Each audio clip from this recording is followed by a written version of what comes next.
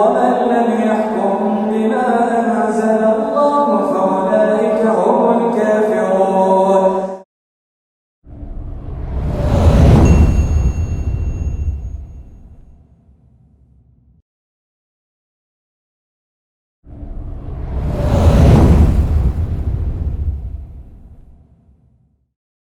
امروز امیر دی وطن ما، دی مسلمانای ما دموکراسی آزادی است.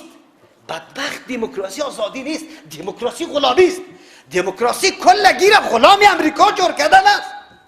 دموکراسی تسلیم شدن به 4 قانون خود ساخته دنیای غرب است. این آزادی نیست. آزادی توسط لا اله الا الله آمده که تو را میکشه فقط بندی یک الله. کدام الله که خالق جهان است؟ کدام الله که رب العالمین است؟ کدام الله که الرحمن الرحیم است؟ کدام الله که مالک یوم الدین است؟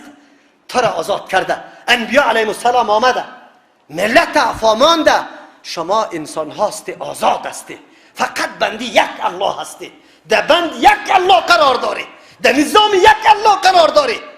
امروز کلان مردم ما لاف از دموکراسی میزن، لاف از بیدینی میزن، میگه دموکراسی آزادی است. یا آزادی چی را میگه؟ کسایی که نعوذ بالله قانونی که نظامی که بی بندوباری را، فحاشی و عیاشی را، عیش پرستی را، چیزایی که خواهشات نفسی است او را پورا کنه در سری را، در سری سرک. این آزادی میگه. اینمی تقاضای آزادی مردم بیدین است. این مردم دین نداره، یا آزادی را مفهومش نمیفهمه، یا میگه ما آزاد باشیم، چشم ما آزاد باشه، دست ما آزاد باشه، دهن ما آزاد باشه، پای ما آزاد باشه. هر چی که میکنیم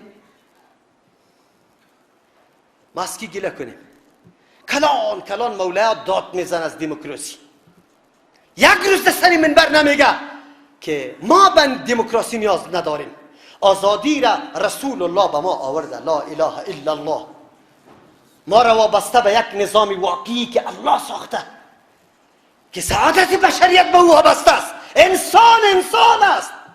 راست تانه بگوید ای کاش که یک زنی که در مجامع غربی زندگی میکنه و یک زنی که یقینا به قرآن و حدیث معلومات داشته باشه، کل اهل خانوادهش این را با او مقایسه کنیم، بعد از او معلوم میشه که انسانیت چیست.